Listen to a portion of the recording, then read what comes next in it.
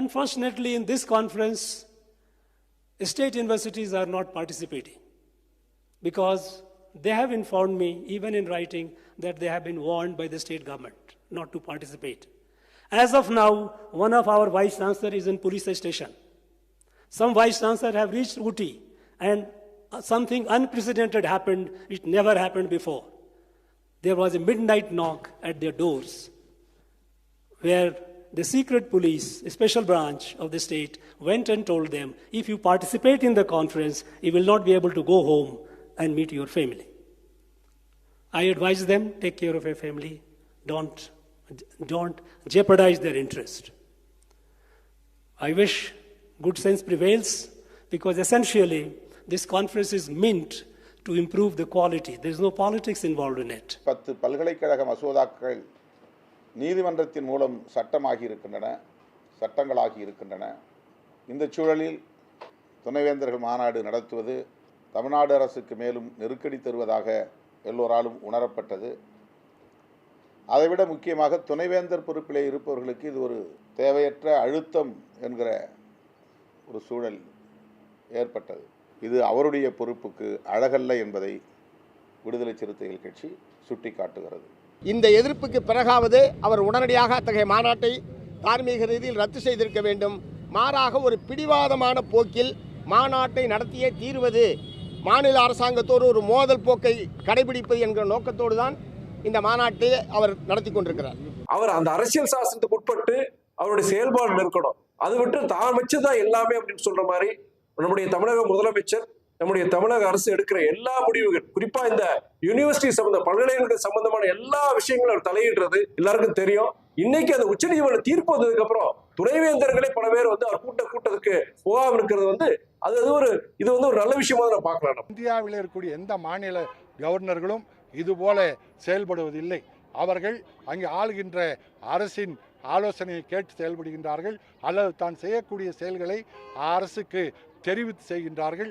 ஆனால் தமிழ்நாட்டு கவர்னர் ஆளுநர் ரவி மட்டும் தாண்டோத்தனமாக, அடாவடித்தனமாக இன்றைக்கு செயல்படுகின்றார்.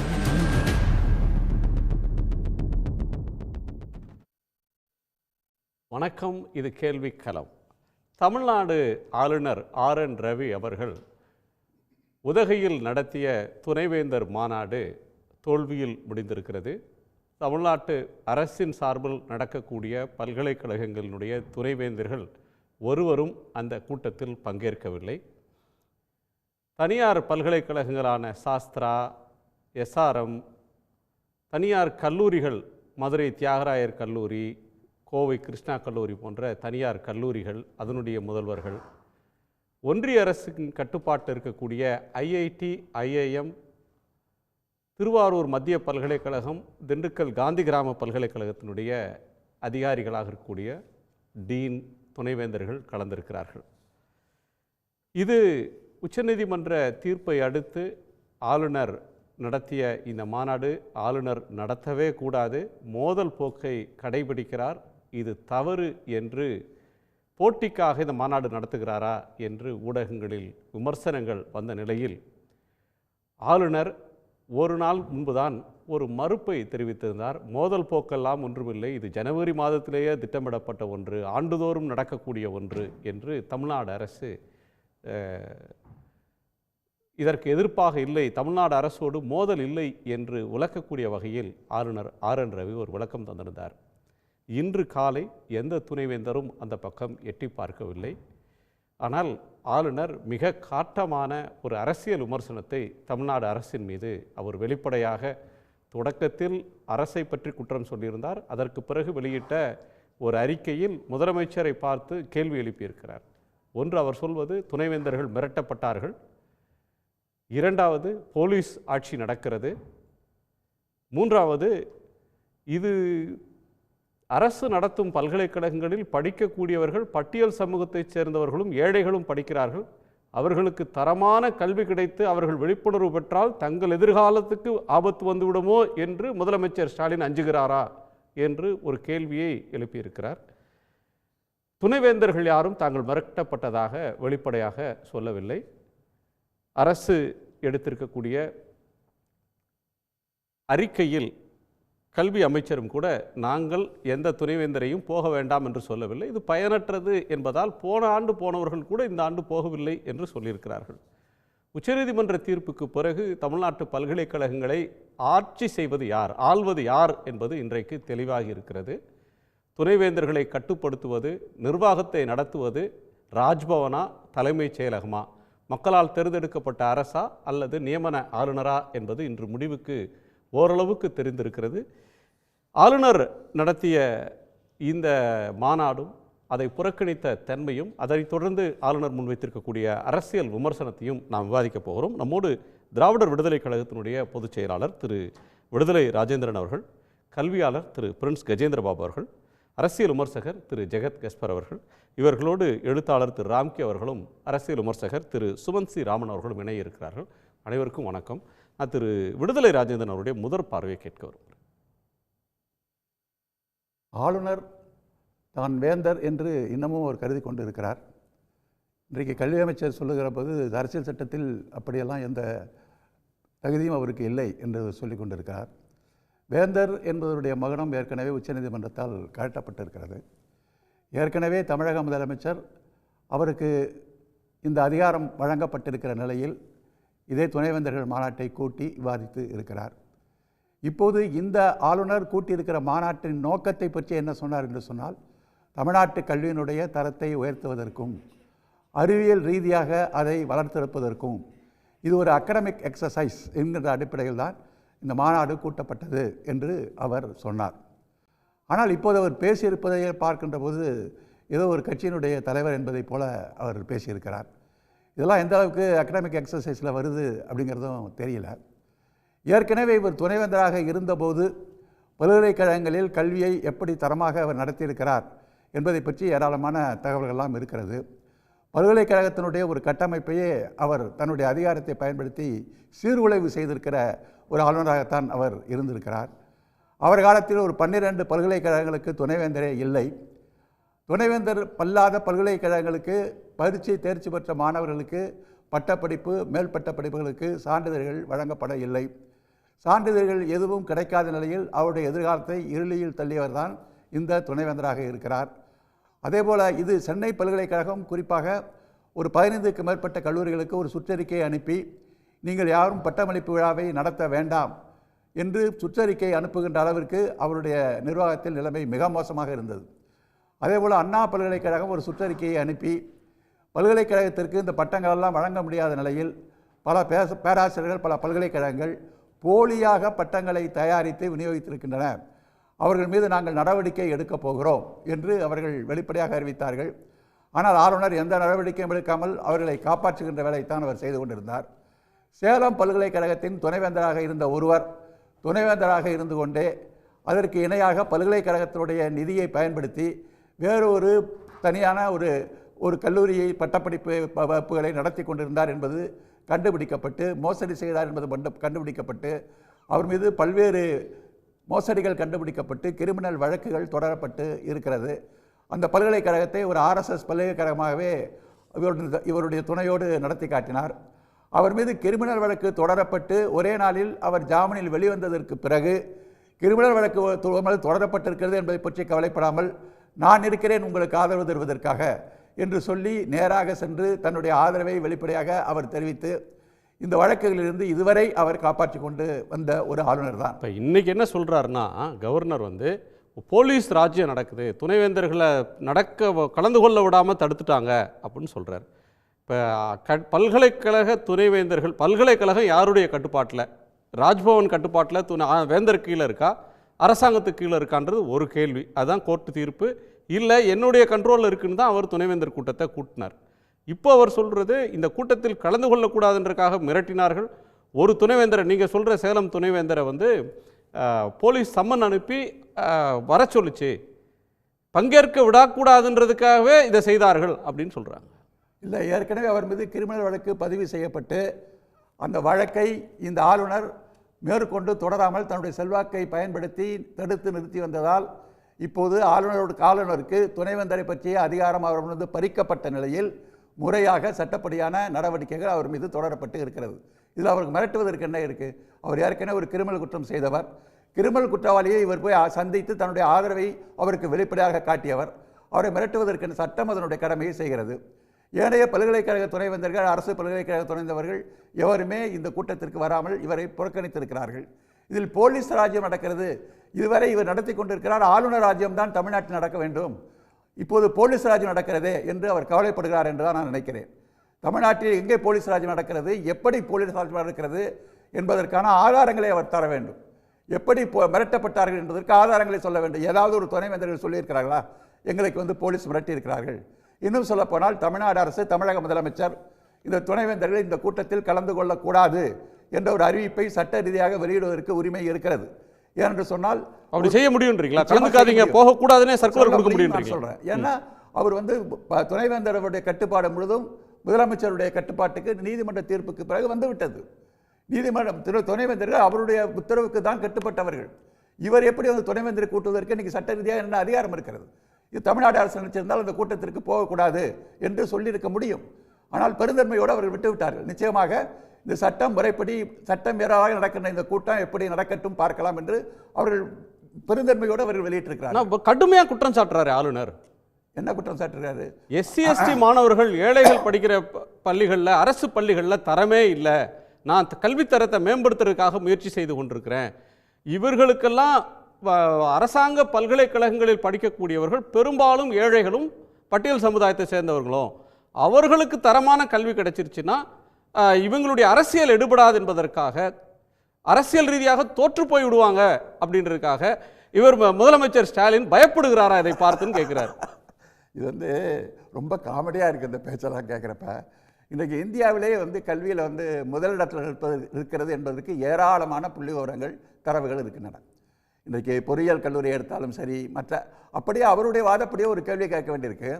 இப்போ தமிழ்நாட்டினுடைய பள்ளி கல்விகளுக்கான தரத்தை நிர்ணயிப்பது, பாட புத்தகங்களை நிர்ணயிப்பதற்கு ஒன்றிய அரசினுடைய NCERT என்ற ஒரு அமைப்பே இருக்கிறது. அந்த அமைப்போடு கலந்து பேசிதான் தமிழ்நாட்டினுடைய பாட புத்தகங்கள், கல்வி முறைகள் எல்லாமே நிர்ணயிக்கப்படுகின்றன. அது பொதுப்பட்டியலில் கல்வி இருக்கிற காரணத்தினால இப்போ உங்கள் ஒன்றிய அரசே அனுமதி கொடுத்து அந்த அடிப்படையில் தானே பாடங்கள் நடத்தப்படுது. இதில் எங்கே கல்வித்துடைய தரம் குறைந்து விட்டது என்ன சொல்கிறீங்க நீங்கள்? இன்னும் சொல்லப்போனால் இவருடைய பீகார் மாநிலத்தில் சேர்ந்த 250 அதிகாரிகள் தமிழ்நாட்டிற்கு தமிழ்நாடு முழுவதும் சுற்று பார்த்து விட்டு தமிழ்நாட்டை போல மிகச்சிறந்த ஒரு கல்வி அமைப்பு, கல்வி டெலிவரி, கல்வி சிஸ்டம் இல்லை என்பதை வெளிப்படையாகவே அவர்கள் அறிவித்து பாராட்டுதல் சான்றிதழ் கொடுத்துட்டு போயிருக்கிறாங்க. இதில் SC ST மாணவர்களுக்கு அரசு பள்ளிகளில் SC ST மாணவர்கள் படிப்பதை பற்றி இவருக்கு என்ன கவலை வந்திருக்கு? SC ST பற்றி தமிழ்நாடுடைய சமூக நீதி மாநிலமான தமிழ்நாட்டுக்கு இல்லாத கவலை பீகாரில் ஆளுநருக்கு தமிழ்நாட்டில் இருக்கிற SC ST பற்றி கவலை வந்திருக்கா? எனக்கு அப்படி சொன்னீங்கன்னா எந்த SC ST மாணவர்கள் பாதிக்கப்பட்டிருக்கிறாங்க? SC ST பழங்குடி மக்கள், பிற்படுத்தப்பட்டவர்கள், OBC. இன்னும் சொல்ல போனா சார், யூனிவர்சிட்டிஸ் எல்லாத்தையும் குவாலிட்டி ஆஃப் எஜுகேஷனை நான் இம்ப்ரூவ் பண்ண ட்ரை பண்றேன், அதற்காகத்தான் நான் இந்த மாநாடுகள்லாம் நடத்துறேன். அரசாங்கம் அதை விரும்பல. என்ன குவாலிட்டி ஆஃப் இம்ப்ரூவ் பண்ணாரு அதை சொல்லட்டுமா? அவரு குவாலிட்டியை கெடுத்துட்டு தானே அவர் போயிருக்கிறாரு, இருக்கிறோம் இல்லையா? என்ன போகல சார், இருக்காரு இருக்காரு அதனாலதான் துணைவேந்தர் கூட்டத்தை கூட்டியிருக்காரு. இருக்காரு. ஆனால் சொன்ன அப்படி பார்த்தீங்கன்னா தமிழ்நாட்டில் இன்னைக்கு உயர்கல்விகளில் பிற்படுத்தப்பட்டோர் இடஒதுக்கீடு எதிர்த்து சட்ட போராட்டம் நடத்துது தமிழ்நாடு அரசு. அப்போல்லாம் அவர் என்ன பண்ணார்? அவர் இந்த OBCக்கு ரிசர்வேஷன் அந்த உயர் மருத்துவக் கல்லூரின்னு சொன்னப்போ தமிழ்நாடு முதலமைச்சர் சட்ட போராட்டம் நடத்தி பண்ணார். ஒன்றிய அரசு அந்த இடஒதுக்கீடெல்லாம் கொடுக்கக்கூடாதுன்னு சொன்னிச்சு. அப்போல்லாம் எங்கே போனார்? அதுக்காக குரல் கொடுத்தாரா? தமிழ்நாட்டில் நீண்ட காலமாக நீதி கட்சி ஆட்சி காலத்திலிருந்து, காமராஜர் ஆட்சியிலிருந்து, அண்ணா அவர்கள் ஆட்சியிலிருந்து, கலைஞருடைய ஆட்சி காலத்திலிருந்து, இன்னும் சொல்லப்போனால் எம்ஜிஆர் அவருடைய ஆட்சி காலத்திலிருந்து, பெரியாருடைய இயக்கம் இவெல்லாம் சேர்ந்து கல்வியை கட்டமைப்பை வளர்த்து இந்தியாவுக்கு சமூக நீதிக்கு முன்னோடியாக இருக்கிற மாநிலத்தில் இவர் உட்காந்துக்கிட்டு SC ST எல்லாம் இங்கே ரொம்ப பாதிக்கப்படுறாங்கன்னு சொன்னாங்கன்னா இது எவ்வளோ ஒரு கேலிக்குரிய, நகைப்புக்குரிய ஒரு வாதமெல்லாம் இருக்குது. அந்த வாதத்துக்கு சப்ஸ்டான்ஷியல் இருக்கா? அந்த வாதத்தை நிலைநிறுத்தவருக்கு வாதம் இருக்கா? புள்ளிவரங்கள் இருக்கா? தரவுகள் இருக்கா? துணை ஜனாதிபதியை கூட்டு மாநாடு நடத்துறாரு, சயின்டிஸ்டுகளெல்லாம் கூட்டு நடத்துறாரு. இந்த ஒரு கொலாபரேஷன் எல்லா பிரைவேட் யூனிவர்சிட்டிஸ், கவர்மெண்ட் யூனிவர்சிட்டிஸ் எல்லாம் சேர்ந்து ஒரே மேடையில் உட்கார்ந்து டிஸ்கஸ் பண்ணுற விஷயங்களை நடத்துகிற முயற்சியை நான் பண்ணுறேன். ஒரே மேடையில் உட்கார்றதுனால ஒரு பெரிய சாதனை கிடையாது. இந்த வைஸ் பிரசிடென்ட் என்ன சொன்னார்னா, அவர் தான் இந்த உச்சநீதிமன்ற தீர்ப்பை கடுமையாக விமர்சித்தார். அதாவது இது நீதிமன்றங்கள், பாராளுமன்ற அதிகாரங்களை நீதிமன்றங்கள் பறித்து விட்டது, ஏவுகணை வீசி விட்டது அப்படியெல்லாம் அவர் பேசினவர்.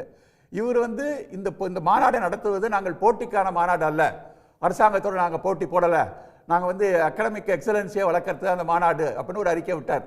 இத்தனை ஆண்டு காலமாக போட்டியை பகிரங்கமாக நடத்தி கொண்டிருந்தவர் இப்போ போட்டிக்கு இல்லை அப்படின்னு சொல்ற அளவுக்கு கீழே இறங்கி வந்து இந்த மாநாடு அரசாங்கத்தோட நான் மோதலன்னு அவர் தண்ணியில விளக்கம் கொடுக்குற அளவுக்கு கீழே இறங்கி வந்திருக்கு. உச்ச நீதிமன்ற தீர்ப்பை இறக்கி வச்சிருக்கு அவரை. இப்போ அவரை போய் அவர் போட்டி தருவன்னு சொன்னா இந்த உச்சநீதிமன்ற தீர்ப்பை வெளிப்படையாக எதிர்த்து அறிக்கை விட்டார்.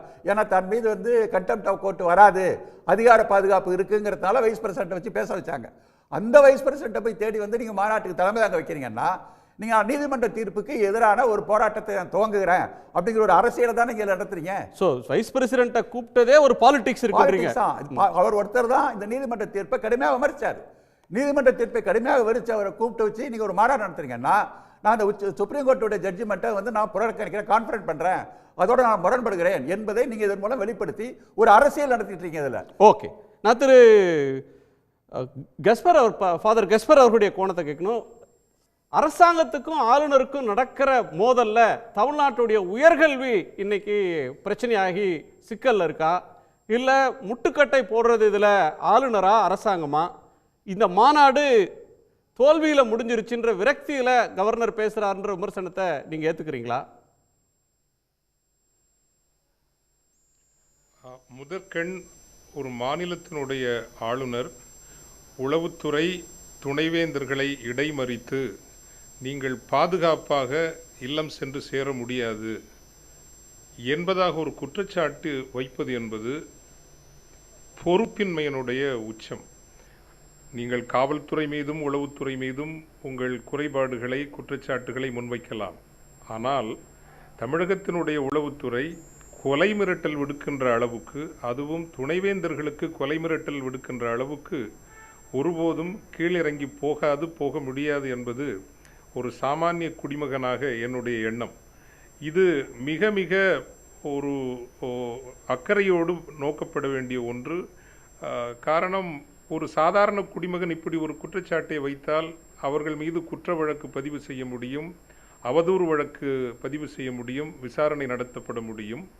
இவற்றிலிருந்து ஆளுநருக்கு பாதுகாப்பு இருந்தாலும் கூட இது போன்ற மிக மிக அச்சுறுத்தலான குற்றச்சாட்டு வைப்பதை ஒன்றிய அரசும் தமிழக மக்களும் சட்ட ரீதியாக எதிர்கொள்ளும் வழிகளையும் தேட வேண்டும் என்பது எனது பணிவான ஒரு வேண்டுகோள்.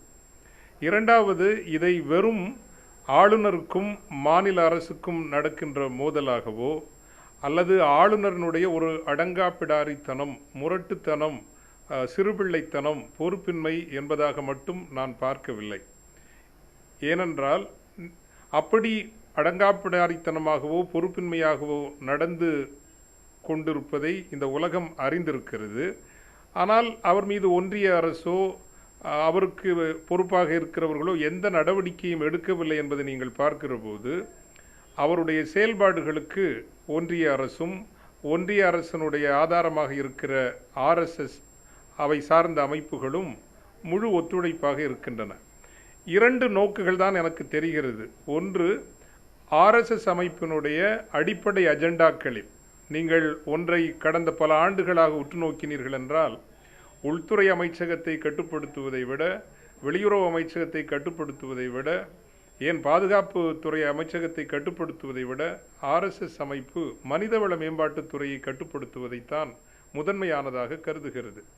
அவ்வகையில் பல்கலைக்கழகங்களும் கல்லூரிகளும் தங்களினுடைய சித்தாந்த கோட்பாடுகளை வடிவமைக்கிற, வேரோட்டப்படுத்துகிற களங்களாகவும் பன்முக வாய்ப்புகளையும் களங்களையும் விரித்து வைக்கிற, திறந்து வைக்கிற தளங்களாகவும் பல்கலைக்கழகங்களையும் கல்லூரிகளையும் அவர்கள் பார்க்கிறார்கள்.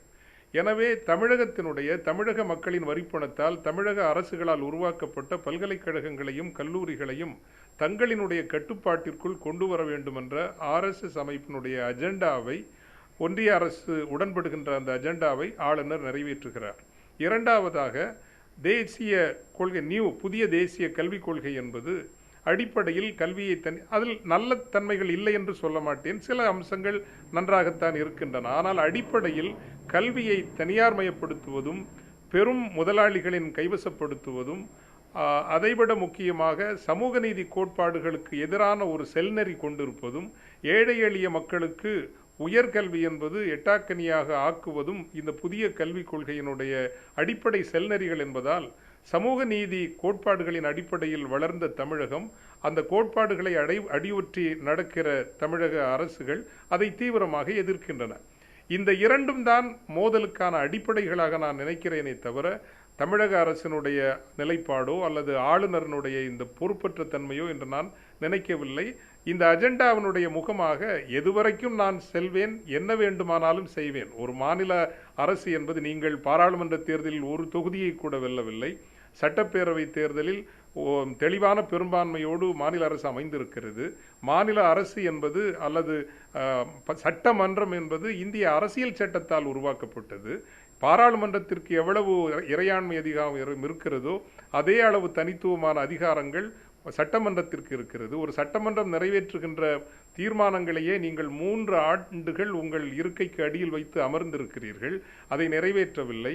நீங்கள் கல்வித்தரம் இதற்கு முன் தோழர் சொன்னதைப் போல மாணவர்களுக்கான கல்வி எந்த அளவுக்கு பாதிக்கப்பட்டிருக்கிறது என்றால் 21 பல்கலைக்கழகங்களில் 6 பல்கலைக்கழகங்களுக்குத்தான் இன்று துணைவேந்தர்கள் இருக்கிறார்கள் என்றால் இவருடைய இடைப்பாடு, இவருடைய பொறுப்பின்மை. அப்படிப்பட்ட ஒருவர் அடிப்படையில் அரசியல் சட்ட விரோதி என்றும் தமிழக மக்கள் தெளிவாக வெளிப்படுத்தி இருக்கிற ஒரு அரசியல் முடிவு, இந்த மேண்டேட் என்று சொல்லுவோம் அல்லவா, அந்த மேண்டேட்டை சிதைக்கின்ற, சீர்குலைக்கின்ற ஒரு ஆளாக மட்டுமல்ல, அவருக்கு பின்புலத்தில் இருக்கக்கூடிய அந்த கோட்பாடு, சித்தாந்தம், அதனுடைய ஒரு அடையாளமாகத்தான் பார்க்க வேண்டும். அதை எதிர்த்து நிற்கிற, தடுத்து நிற்கிற தமிழக அரசு என்பது தமிழகத்தினுடைய நெடு வரலாறு அந்த சமூக நீதி கோட்பாட்டினுடைய காவலாகவும், அதைவிட முக்கியமாக ஒன்றிய மாநில அரசுகளினுடைய மக்களினுடைய உரிமைகளை பாதுகாக்கின்ற ஒரு நிலைப்பாடையும் எடுத்திருக்கிறது. இதில் வெறும் மோதல் என்று நாம் சுருக்கிவிட முடியாது என்று நான் நினைக்கிறேன். சுருக்கி பார்க்க தேவையில்லைன்றீங்க, விரிவான கோணங்களில் இதை அணுகணும் அப்படின்ற ஒரு கோணத்தையும் சொல்கிறீங்க. நான் டாக்டர் சுமந்தோடைய கோணத்தை கேட்கணும். உச்சநீதிமன்ற தீர்ப்பு தொடர்பாக எந்த கருத்தையும் இதுவரை ஆளுநர் அதிகாரபூர்வமாக சொல்லலை. மேல்முறையீடு செய்வோம் என்பதாக கூட அவருடைய தரப்பிலிருந்து அது ரொம்ப ஆக்டிவாக இருக்கிற ட்விட்டர் ஹேண்டலில் இல்லை. ஐஏஎஸ் ஆஸ்பிரன்ஸை கூப்பிட்ட போதும், பாஸ் பண்ணவங்களை கூப்பிட்டு நேற்று பேசிய போதும் அதை பற்றி பேசலை. ஆனால் கல்வி தரத்தை மேம்படுத்துறதுக்கு நான் முயற்சி பண்ணுறேன் அப்படின்னு அவர் சொல்கிறதும், அதற்காக ஜெகதீப் தங்கரை துணை ஜனாதிபதி அழைச்சிட்டு வர்றதும், துணைவேந்தர்கள் புறக்கணித்த நிலையில் கொலை மிரட்டல் விடுத்தாங்க, வீடு போய் சேர மாட்டீங்கன்னு மிரட்டினாங்க அப்படின்னு சொல்கிறதும், முதலமைச்சரை குறிப்பிட்டு பெயர் சொல்லி குறிப்பிட்டு நேரடி அரசியல் குற்றச்சாட்டை சொல்கிறதையும் நாம் எப்படி புரிஞ்சுக்கணும்? இதன் மீதான உங்களுடைய பார்வை என்ன டாக்டர் சுமன்? இந்த ஆளுநருடைய பல நடவடிக்கைகள் சரியான நடவடிக்கைகள் இல்லை என்று நான் பலமுறை தெரிவித்திருக்கிறேன். அதில் எனக்கு மாற்று கருத்து இல்லை. இவர் எப்போவோ மாற்றப்பட்டிருக்க வேண்டும் அப்படிங்கிறதுல எனக்கு சந்தேகம் இல்லை.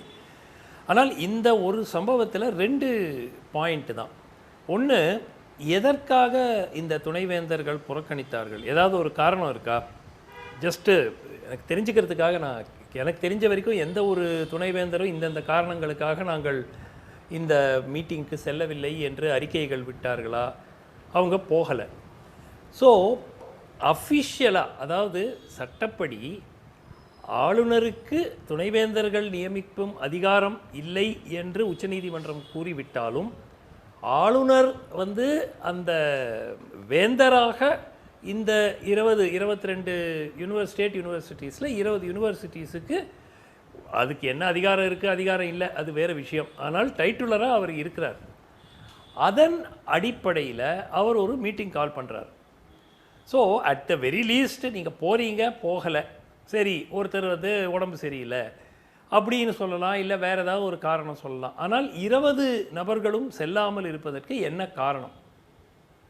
அதுக்கு ஏதாவது அறிவிப்பு வந்திருக்கா இந்த யூனிவர்சிட்டிஸ்கிட்டேருந்து?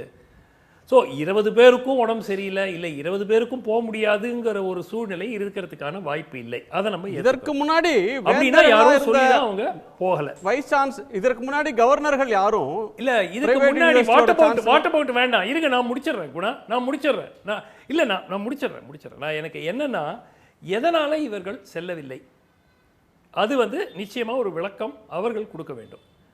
2வது, இவர் வைத்திருக்கிற குற்றச்சாட்டுகள், அவர் சொல்கிறாரு ஸ்பீச்சில், இப்போ நம்ம பேச ஒருத்தர் காவல் நிலையத்தில் இருக்கார், ஒரு துணைவேந்தருங்கிறாரு. அதுக்கப்புறம் என்ன சொல்கிறாரு, நடுவு ராத்திரியில் காவல்துறை ஸ்பெஷல் பிரான்ச் கதவை தட்டி மிரட்டினாங்கங்கிறாரு. இத்தகைய குற்றச்சாட்டுகள் யாரோ ஒருத்தர் சொல்லிட்டு போனால் அதை வந்து கண்டுக்காமல் விட்டுறலாம். ஆனால் ஒரு மாநிலத்தினுடைய ஆளுநர் இத்தகைய குற்றச்சாட்டுக்களை வைக்கணும். நான் அந்த குற்றச்சாட்டு உண்மை பொய் அப்படிங்கிற விவாதத்துக்கே நான் போல. நிச்சயமாக அரசாங்கம் இதை விசாரிக்க வேண்டும். இது பொய்யாக ஆளுநரை இவ்வளவு சீரியஸா எடுத்துக்கணுமா? பகிரங்கமாக அறிவிக்க சுமந்த், அதாவது ஜெகநாதன்ற சேலம் வைஸ் சான்சலர் வந்து SC ST ஆக்ட்ல அவர் மேல கேஸ் இருக்கு, பிரிவென்ஷன் ஆஃப் கரப்ஷன் ஆக்ட்ல அவர் மேல புகார் இருக்கு, ஏற்கனவே FIR கொடுத்து போலீஸ்ல அரெஸ்ட் பண்ணி பெயில்ல வந்திருக்கிறார். அவரை கவர்மெண்ட் சாங்ஷன் கொடுத்த பிறகு அவரை கூப்பிட்டு விசாரிக்கிறாங்க, சம்மன் பண்ணியிருக்காங்க.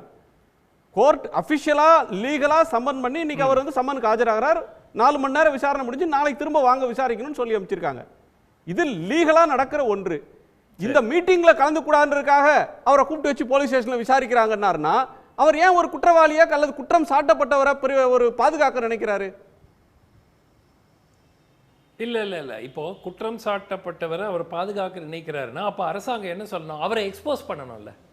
அவர் சொல்வதெல்லாம் பொய் அப்படிங்கிறத வெளிப்படையாக நிரூபிச்சிடலாமே. ஃபர்ஸ்ட் ஆஃப் ஆல் ஒரு விசாரணைக்கு ஆஜராகக்கூடிய ஒரு துணைவேந்தர் பொறுப்பில் இருக்கக்கூடிய ஒரு நபர், சார் இன்னைக்கு வந்து ஆளுநர் வந்து ஒரு மீட்டிங் கால் ஃபார் பண்ணியிருக்காரு, அதை முடிச்சுட்டு நாளைக்கு நான் விசாரணைக்கு வரேன் அப்படின்னா காவல்துறை வந்து நோ இன்னைக்கே உங்களை அந்த கால் எடுக்க வேண்டியது அவர் தானே. சேலம் பல்கலைக்கழக பெரியார் பல்கலைக்கழகத்துடைய துணைவேந்தர் தான் இன்னைக்கு நான் ஆஜராக முடியாதுங்க அப்படின்னு அவருடைய வக்கீல்கிட்ட சொல்லிட்டு அவர் நேரா போய் ஊட்டிக்கு போயிருக்கலாம். அவர் ஊட்டிக்கு போகாம போலீஸ் ஸ்டேஷனுக்கு இவர் போன பிறகு ஊட்டில இருக்கிற ஒரு கதர்னா என்ன அர்த்தம்? சரிங்க, அவரை விட்டுடுங்க. மீதி 19 பேர் என்ன ஆனாங்க? எதுக்காக போகல? இல்ல நினைக்கல அவங்க. நான் எதற்காக போகவில்லை என்பது ஒரு விளக்கம் கொடுக்கணும் இல்லையா? இன்னைக்கு அவர் வேந்தர், உங்களுக்கு பிடிக்குதோ இல்லையோ அவர் தான் வேந்தராக இருக்கிறாரு. அவருக்கு உங்களை நியமிக்க முடியாது, உங்களை டிஸ்மிஸ் பண்ண முடியாதுங்கிறது நீதிமன்றம் சொல்லிடுச்சு, கரெக்டு. ஆனால் இன்றைக்கும் அவர் தானேங்க ஹெட்டு, தலைவர். நாளைக்கு ஜனாதிபதி எனக்கு எதுவுமே செய்ய முடியாதுங்கிற காரணத்தினால ஒரு முதலமைச்சர் நான் மதிக்க வேண்டாம் அப்படின்னு போக முடியுமா? நான் ஒரு பேச்சுக்காக சொல்கிறேன், அந்த மாதிரி முடியாது. துணைவேந்தர்கள் புரோட்டோகாலை ஃபாலோ பண்ணுறதுல அவர்களுக்கு எந்த பிரச்சனையும் இருந்திருக்க கூடாது. அதை தவிர்ப்பதனால் என்ன ஆகுதுன்னா இவர் ஏதோ செஞ்சது சரி போல, அவர் சைடில் ஏதோ சரி இருப்பது போல் ஒரு தோற்றம் அளிக்கிறது. ரெண்டாவது, இந்த விசாரணை நிச்சயமாக மாநில அரசு அமைக்கணும். ஏன்னா சார்ஜ் வந்து ரொம்ப ரொம்ப சீரியஸ் சார்ஜ். இதை லெவல் பண்ணுறது கவர்னர். இந்த மாதிரி நடு ராத்திரியில் இந்த எந்த துணைவேந்தருக்கு போனாங்க? ஸ்பெஷல் பிரான்ச் போயிருக்காங்களா போகலையா? கண்டுபிடிக்கிறதுக்கு எவ்வளவு நேரம் ஆக போகுது? இல்லங்க, 5 நிமிஷம் வேலைங்க அது. இல்ல வைஸ் சான்சலர் வந்து ஒரு சாதாரண குடிமகன் கூட உங்களை வந்து நடுராத்திரிக்கு எழுப்பி உங்களை நீங்க வந்து இந்த மீட்டிங் அட்டெண்ட் பண்ணி நாளை காலைல போய் பேசுனீங்கன்னா நீங்க வந்து உயிரோட வீட்டுக்கு போக முடியாது, நான் காலையில் நடமாட முடியாதுன்னு ஒருத்தர் சொல்றாருன்னா அடுத்த நிமிஷம் நாம் என்ன செய்வோம்? இன்னார் வந்தாங்க அல்லது இந்த உருவத்தோட இப்படி ஒருத்தர் வந்தாரு, என்னை மிரட்டப்பட்டான்னு சொல்லி நான் ஒரு போலீஸ் ஸ்டேஷன்ல கம்ப்ளைண்ட் கொடுப்பேன். அப்படி எதுவும் எந்த துணைவேந்தர் கொடுக்க முடியும்? காவல்துறை வந்தாங்க சொல்றாரு. காவல்துறைக்கு அகைன்ஸ்டா காவல்துறை சொல்றவர் பொறுப்பு இல்லாம சொல்றாருங்க. என்ன மிரட்டனாங்கன்னா நான் தானங்க புகார் கொடுக்கணும். இது முழுக்க ஒரு நிமிஷம் இருங்க. இது முழுக்க பொய்னே எடுத்துப்போம். பொய் என்பதை விசாரணை மூலம் நிரூபித்து மக்கள் முன் வைக்க வேண்டியதாக. எதுக்காக சார் துணைவேந்தர் மாநாட்டை எதற்காக இவர் நடத்துறாரு? இவர் நடத்துறதுக்கு தார்மீக தகுதி இருக்கா? முதல்ல அது அந்த பாயிண்ட்க்கு வாங்க. ரெண்டாவது, இவங்க ஏன் போகாததுக்கு காரணம் சொன்னாங்களா? மிரட்டிட்டாங்கன்னு அவர் சொல்றாரு போற போக்குல, அதற்கு ஒரு விளக்கம் கொடுக்கணும் கவர்மெண்ட். முதல்ல இவர் யாரு, இவர் எதுக்கு இந்த மீட்டிங் நடத்துறாரு, மீட்டிங் நடத்துறதுல என்ன பாலிடிக்ஸ் இருக்கு, என்ன பாயிண்ட் அவர் ஸ்கோர் பண்ண விரும்புறாரு? இவர் ஒரு நிமிஷம், இவர் வேந்தர், இவருக்கு இந்த மீட்டிங் நடத்துறதுக்கு உரிமை இருக்கிறது. இவருக்கு ஆளுநராக தொடர்வதற்கே தார்மீக பொறுப்பு இல்லை. இதை நான் வந்து பலமுறை ஏற்கனவே சொல்லிட்டேன். அது வேற விஷயம். இந்த நிகழ்வை பொறுத்த வரைக்கும் அவருக்கு இத்தகைய ஒரு மீட்டிங் கால் ஃபார் பண்றதுக்கு முழு நீங்க நினைக்கிற மாதிரியே இவருக்கு தார்மீக உரிமை இல்லைன்னு ஒரு வைஸ் சான்சலர் நினைச்சிட்டாருன்னு வச்சுக்கங்க. இவருக்கு கவர்னரா நீடிக்கிறதுக்கே தகுதி இல்லாத ஒரு ஆளு நம்மள வேற கூப்பிட்டு மீட்டிங் கூப்பிடுறாரு.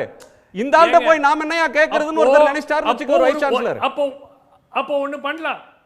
அப்போ ஒண்ணு பண்ணலாம்.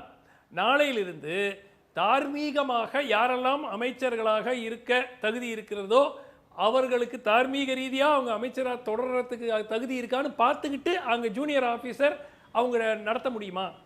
இது சரிங்கிறீங்களா? இல்ல தார்மீக ரீதியாக சிலர் மீது தார்மீக ரீதியாக இதற்கு டீ காபி செலவு காசு கொடுக்கறது கூட உங்க பணமும் ஏன் பணமுங்க, தமிழ்நாடு அரசோட பணம். முதல்ல இவர் யார் இந்த மீட்டிங் நடத்துறதுக்கு? அந்த சீட்ல உட்கார்றதுக்கு இந்த தீர்ப்பு வந்த நொடியில இருந்து ஒரு political morality, constitutional morality, probity in public life இதெல்லாம் பேசுற ஒருத்தர் அந்த சீட்ல உட்கார்ந்து இருக்கலாமா? முதல்ல ஒரு மீட்டிங் கூப்பிடலாமா? அவரு தார்மீகமா சொல்றீங்க இல்லையா, சட்ட ரீதியா அவரை ரிமூவ் பண்றதுக்கு நடவடிக்கை எடுங்களேன். ஏன் வேணாங்கறீங்க? சட்ட ரீதியா இருக்கிறதுக்கு ஆர்டரே இல்லையாங்க, எக்ஸ்டென்ஷனுக்கு ஆர்டரே கொடுக்கலையே. நீங்க எந்த நடவடிக்கை எடுக்கலையே. சட்டத்தின் ஓட்டையில தானே சுமந்த அவர் உட்கார்ந்து இருக்காரு. சட்ட ரீதியா ஒரு பதவி காலம் முடிஞ்சு போச்சு. சட்டத்தின் ஓட்டையில் அடுத்த ஆளுநர் நியமிக்கப்படும் வரை இவர் தொடரலாம்னு இருக்கிற சட்டத்துல ஓட்டையில தான் உட்கார்ந்து இருக்காரு. உச்ச நீதிமன்றத்திற்கு போய் இவருக்கு காலக்கெடு கொடுக்க வேண்டும், மசோதாக்களுக்கு ஒப்புதல் கொடுக்கிறதுக்கு அப்படின்னு ஒரு வெற்றிகரமான ஒரு தீர்ப்பை வாங்கி கொண்டு வந்த ஒரு அரசு, இவருடைய பதவிக்காலம் முடிந்து 7 மாத காலம் ஆகிவிட்டது, இவர் தொடரக்கூடாதுன்னு ஏன் கேஸ் போடக்கூடாது?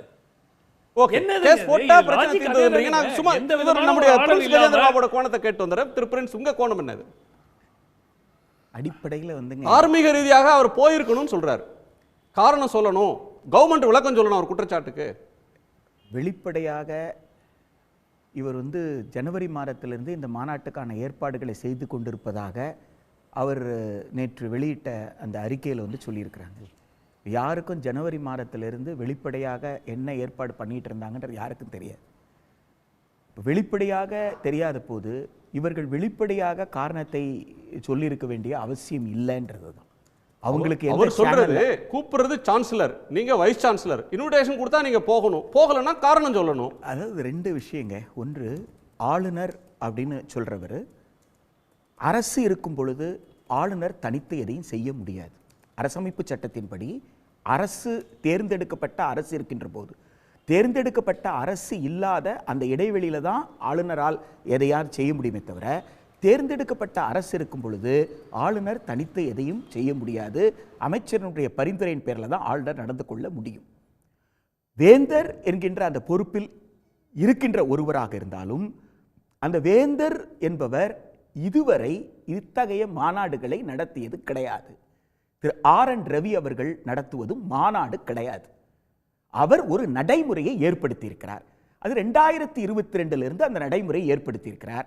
அந்த நடைமுறையின் நோக்கம் என்னன்னு கேட்டா, கொரோனா பெருந்தொற்று காலத்தில் பத்திரிகையாளர் மத்தியில் அறிவிக்கப்பட்ட தேசிய கல்விக் கொள்கை 2020 அதை நடைமுறைப்படுத்துவதற்கான உத்திகளை, ஸ்ட்ராட்டஜியை ஒர்க் அவுட் பண்றதை தான் இந்த 3 ஆண்டுகளாக அவர் பேசியிருந்திருக்கிறார்.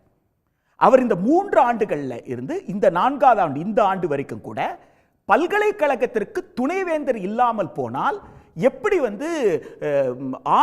ஆய்வேடுகள், முனைவர் பட்ட ஆய்வேடுகள் மதிப்பிடப்படும். முனைவர் பட்ட ஆய்வேடுகள் மதிப்பிடப்படலைன்னு சொன்னா அந்த ஆய்வுக்காக உழைத்த மாணவர்கள், பட்டியலினத்து மாணவர்கள் வேதனைப்படுவார்களே.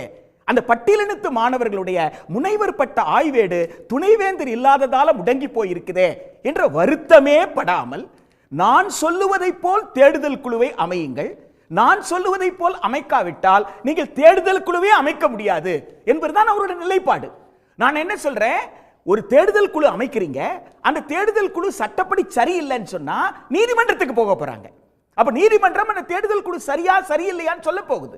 இப்போ கூட காவல்துறை சப் இன்ஸ்பெக்டர்ஸ் இதை ரிசர்வேஷன் பாலிசியை பின்பற்றல நிறுத்தி வச்சிருக்கு நீதிமன்றம். அதை திரும்பியும் லிஸ்ட் தயார் பண்ணுங்க, ரீலிஸ்ட் பண்ணுங்க அப்படின்னு சொல்லி இருக்கு. எனவே ஒரு துணைவேந்தர் தேடுதல் குழு சரியில்லைன்னா கோர்ட்டுக்கு போறாங்க. இவர் ஏன் தேடுதல் குழுவை நியமிப்பதில் இந்த உறுப்பினர் இருந்தால்தான் ஒப்புதல் கொடுப்பேன், ஏன் அப்படி செய்தால் அவர் சொல்லுவதை போலவே பாதிக்கப்படுவது பட்டியலெடுத்து மாணவர் தானே. அப்ப பட்டியலெடுத்து மாணவர்களுக்கு இத்தனை ஆண்டு காலமாக முனைவர் பட்ட ஆய்வுக்கு போகாம காத்துக்கிட்டு இருக்க பத்தி கவலைப்படாத ஒருத்தர். இதுல பட்டியலினம்ன்ற ட்விஸ்ட் எங்க சார் வருது? கவர்னர் இந்த ட்விஸ்ட் வைக்கிறாரு. பட்டியலினத்தை சேர்ப்ப சென்னை பல்கலைக்கழகம் இருக்கு, மதுரை காமராஜர் பல்கலைக்கழகம் இருக்குன்னா அந்த பகுதியை சேர்ந்த அனைத்து மாணவர்களுக்கும் தான் அந்த பல்கலைக்கழகம். அதுல பட்டியல் சமுதாயத்தை சேர்ந்தவங்க தான் படிக்கிறாங்க, அவங்க தான் இதனால பாதிக்கப்படுறாங்க அப்படின்ற இடத்துக்கு எப்படி வர்றாரு?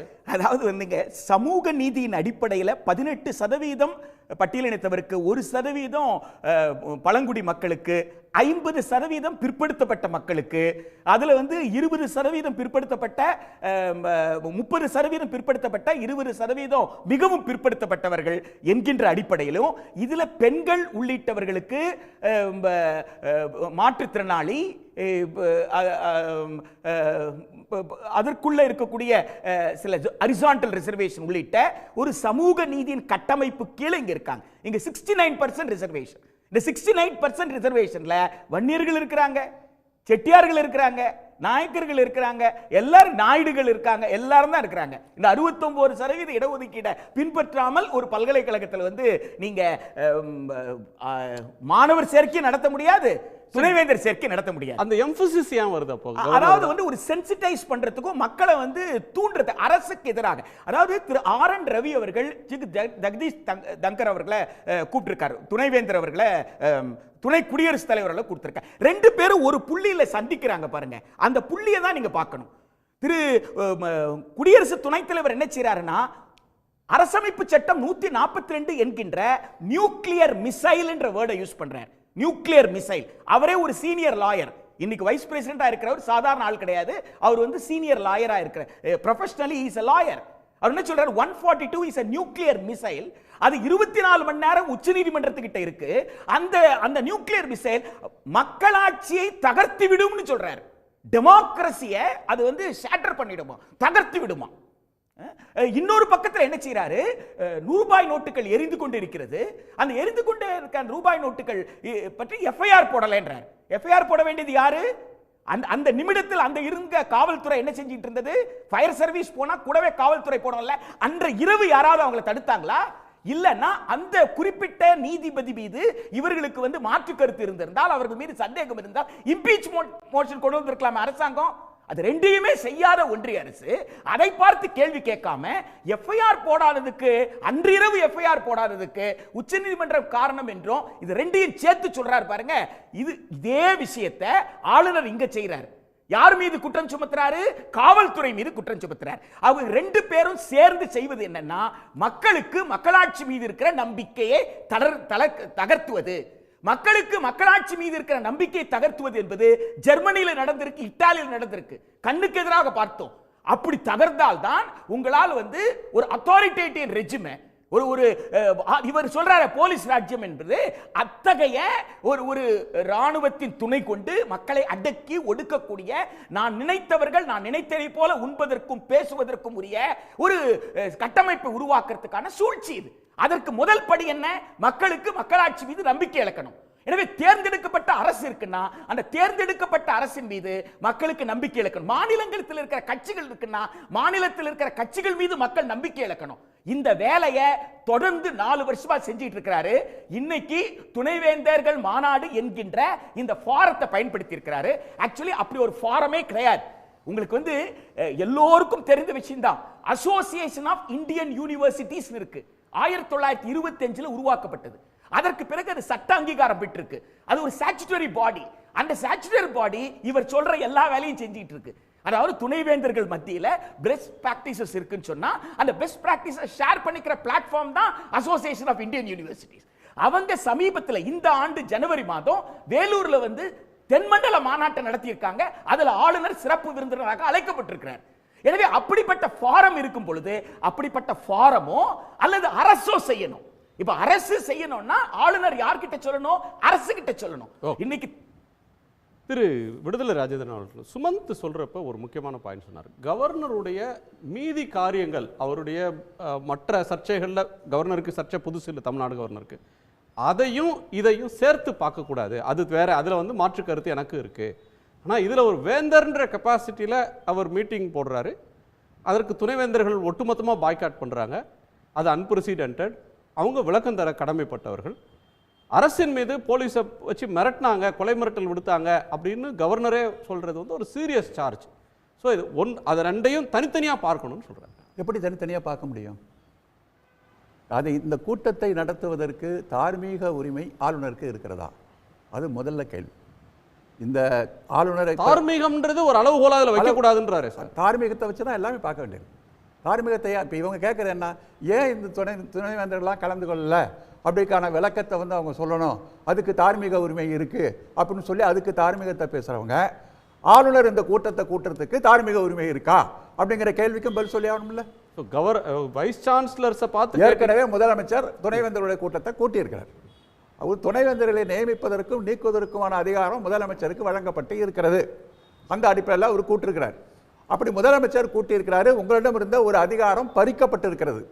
நீங்கள் இந்த அதிகாரத்தை முறைகேடாக தவறாக கையில் எடுத்துக்கொண்டு செயல்பட்டு கொண்டு இருந்திருக்கிறீர்கள்.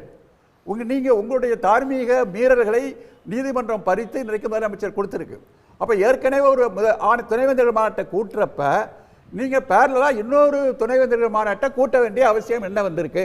இதில் வந்து நீங்கள் முடிவெடுத்து இதில் நீங்கள் எடுக்க போகிற முடிவை உங்களால் செயல்படுத்த முடியுமா? இதில் நீங்கள் எடுக்க போகிற கல்விக் கொள்கையை உங்களால் அமல்படுத்த முடியுமா? வேந்தர்ன்றது ஒரு செரிமோனியல் போஸ்ட் தான். அதுக்கு என்ன செரிமோனியல், அதுக்கு என்ன இருக்குது? அதுக்கு ஒன்றும் குறிப்பிட்ட அளவுக்கு எந்த இதுவும் இல்லை. இன்னும் சொல்ல போனால் அந்த வேந்தருங்கிற அதிகாரமே சட்டத்தில் இல்லைன்னு இன்னைக்கு உயர்கல்வி அமைச்சர் ஒரு விஷயத்தை சொல்லியிருக்கிறார். ஆக நீங்கள் எனக்கு வந்து நான் வேந்தரா இருக்கேன் அப்படிங்கிற ஒரு அடிப்படை மட்டும் வச்சுக்கிட்டு அதை நீங்கள் எதுக்கு பயன்படுத்துறீங்க? அது எதுக்கு நீங்கள் மாநில அரசாங்கத்துக்கு எதிர்ப்பாக மீண்டும் ஒரு போராட்டத்தை துவக்குவதற்கு தான் இதையும் நீங்கள் பயன்படுத்துறீங்க. இவர் தீர்ப்புல இருந்து எந்த பாடமும் கற்றுக்கொள்ளாம பண்றாருன்றீங்க. இவர் தார்மீக உரிமையை மீறி இருக்கிறார் என்பதை நீதிமன்றத்தில் பல விஷயங்களை எடுத்து காட்ட முடியும். இவர் வந்து கடப்பில் போட்டப்பட்ட பல விஷயங்கள் தார்மீக. ஒரு நிமிஷம் டாக்டர் சுமந்த் குறுக்கிடுறாரு. சுமந்த், ஒரே ஒரு இந்த தார்மீகத்தில் ஒரே ஒரு ரிஸ்க் இருக்கு குணா, அதை யோசிச்சுக்குங்க. நாளைக்கு சில அமைச்சர்கள் மீது மிகப்பெரிய குற்றச்சாட்டுக்கள் இருக்கு, இவங்களுக்கு அமைச்சராக இருக்கிறதுக்கு தார்மீக உரிமையே கிடையாது அப்படின்னு சொல்லிட்டு ஒரு ஐஏஎஸ் அதிகாரி அவர் கூப்பிடுற மீட்டிங்கு நான் வர முடியாதுன்னு சொல்ல முடியுமா? கிட்டத்தட்ட அதுதான் தார்மீகம் அப்படிங்கிறது. நீங்க உள்ள போயிட்டீங்கன்னா நான் ஒரு விளக்கம் சொல்றேன். இப்ப ஒரு இன்னைக்கு முதலமைச்சர் இருக்கிறாரு, ஒரு அவருடைய கீழே இருக்கக்கூடிய அமைச்சர்கள் இருக்கிறாங்க. அந்த அமைச்சர் கீழே ஒர்க் பண்றதுக்கு தார்மீக ரீதியா எனக்கு பிடிக்கலன்னு ஒரு அதிகாரி ஐஏஎஸ் அதிகாரி விரும்புறாருன்னா நினைச்சாருன்னா அவர் அந்த பதவியில தொடர முடியாது. அடுத்த நிமிஷம் அவர் அந்த செக்ரட்டரியை தூக்கி எறிஞ்சிருவாங்க. எலெக்டட் கவர்மெண்ட் ஒரு முதலமைச்சர் நியமிச்ச இருக்காங்க, அந்த பேச்சை அவர் கூப்பிடுற மீட்டிங்க்கு போக முடிஞ்சா இல்லன்னா போன்னு சொல்லிடுவாங்க. அப்படி சொல்ற இடத்துல இப்ப கவர்னர் இருக்காரா? கவர்னருக்கு அந்த பவர்ஸ் இருக்கா? ஐயா நீங்க புரிஞ்சுக்கல குணா. அவரை செக்ரட்டரி போஸ்ட்ல இருந்து நீக்க முடியாது, அந்த துறைக்கு போஸ்ட்ல இருந்து தான் உங்களால நீக்க முடியும். அவரை சீட்ல இருந்து எடுத்துவாங்க சார். முடியாது. செக்ரட்டரி போஸ்ட்ல நீக்குவாங்கன்னு சொல்லல, அந்த சீட்ல அவரை முடியாது. நீங்க அவர் இண்டஸ்ட்ரி செக்ரட்டரியா இருந்தா ரூரல் டெவலப்மென்ட் மாத்தலாம், ரூரல் டெவலப்மென்ட்டா இருந்தா வேற ஏதாவது ஒரு எந்த போஸ்டும் கொடுக்காம கூட வச்சிருக்கலாம் சார். அதுக்கு அதிகாரம் கிடையாது. எந்த போஸ்டும் கொடுக்காம கூட வச்சிருக்கலாம். ஜெயலலிதா அவர்கள் காலத்துல பல அதிகாரிகள் நாகர்கோயிலுக்கும் கோயம்புத்தூருக்கும் மாற்றப்பட்டாங்க. Senior most IAS officers Kalaignar செக்ரட்டரியா இருந்தாங்க அப்படின்றதுக்காகவே disciplinary commissioner sir Nagercoil, Tirunelveli, Salem, தர்மபுரியில இருந்தாங்க. பல டிஜிபிஸ் இருந்தாங்க. போஸ்டிங்கே கொடுக்காம கூட வச்சிருக்கலாம்.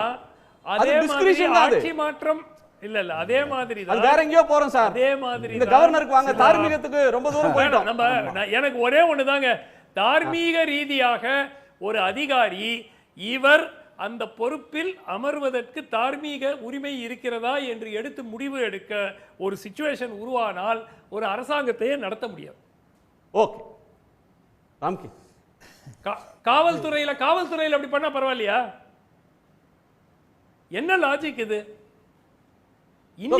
சுப்ரீம் கோர்ட் சொல்றத பார்த்துட்டு ராஜ்பவனை காலி பண்ணாம ஒரு கவர்னர் இருக்கலாம்.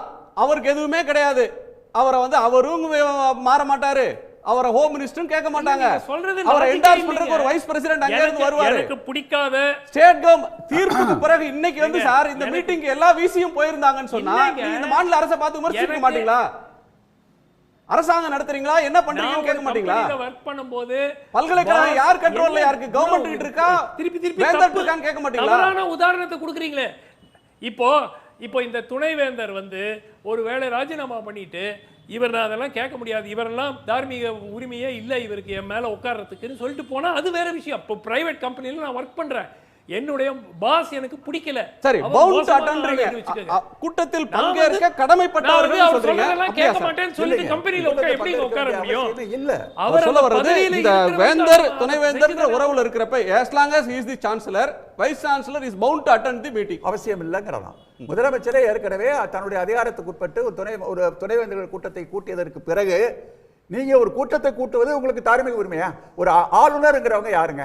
அவர் ஒரு கௌரவமான ஒரு பதவி, பெரிய மனிதர்கள் வைக்கக்கூடிய பதவி, அவர்களுக்குன்னு சில சொல்லப்படாத அதிகாரங்கள் அவங்களுக்கு வந்து கன்வென்ஷனாக வழங்கப்பட்டிருக்கு.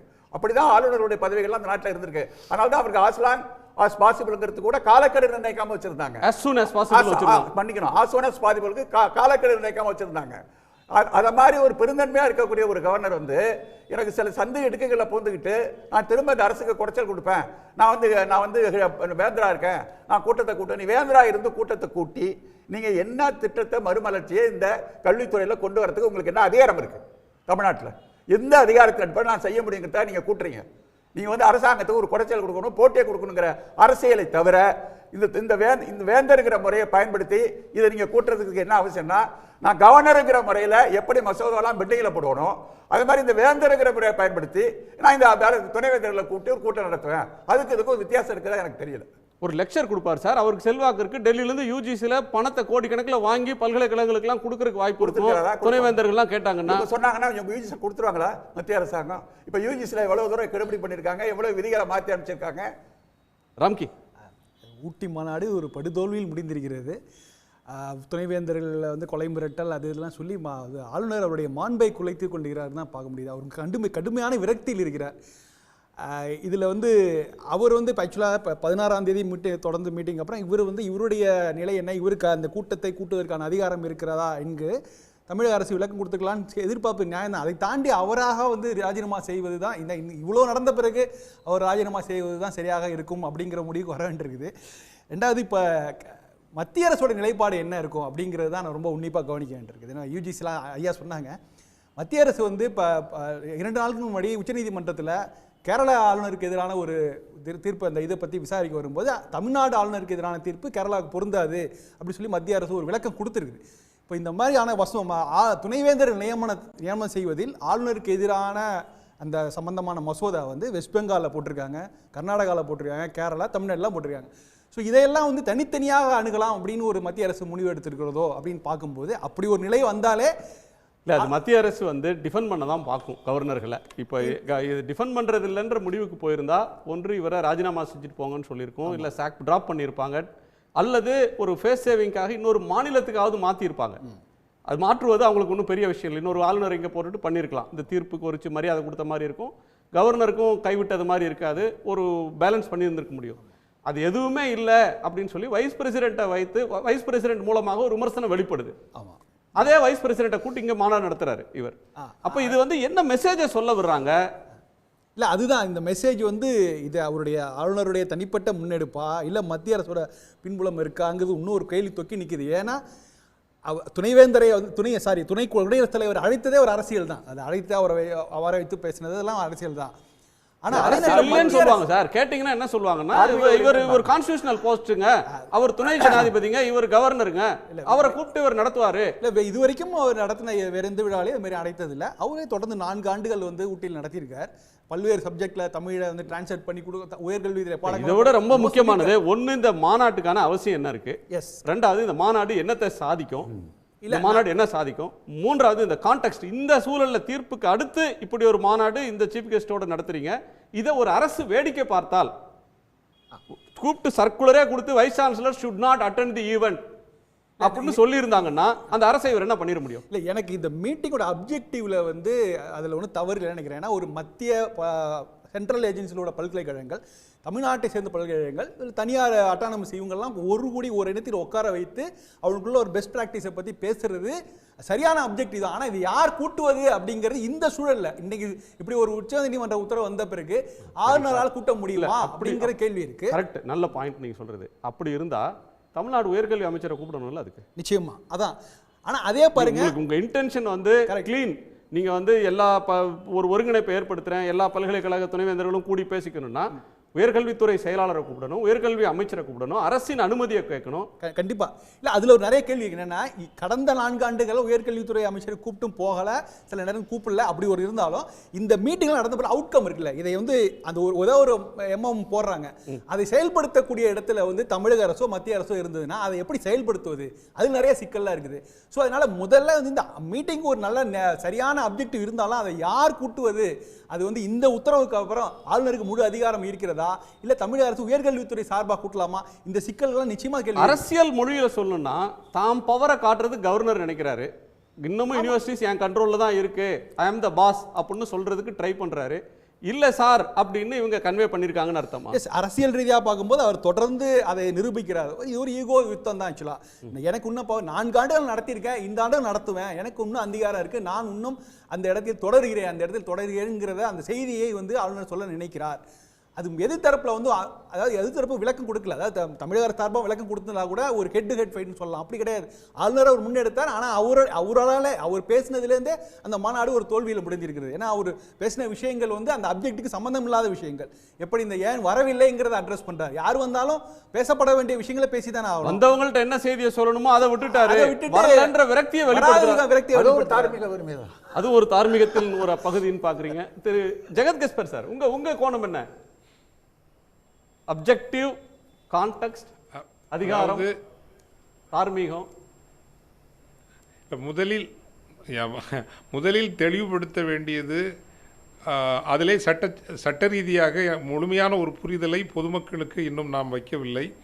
அவர் வேந்தராக தொடர்கிறாரா இல்லையா?